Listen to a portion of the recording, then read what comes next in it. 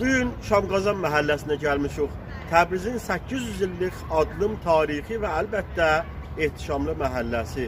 Gəlin görək bu məhəllənin əhalisi nələrdən danışırlar, nə müşkülləri və məsələləri vardır. Buraya Qazan şahı paytaxtı. Yaxşı, mən təşkil etmişim. Əvvəla burada topozurlar, istirahatlı. Top meydanı, istər. Bir təslimli yoxdur da parça gəldi oynar. O da burada icad müzahimət edir, top dər ona buna. Bir də top meydanı bahadır, ən uzaq. Buranın servis bektaşçısı yok. Köyücü yok. Bəli. Yanak, konak, gelen bundan istifadə. Şapkadan özü Buraya işləmədiyi zaman buradan başlayır, Alizadiyə qanatlar. Hər günlə bu parkın bəğəli, yağış yağında, su parkı bu arada, göllənir. Maşın geçəndə səfər ilə adam kəndədir.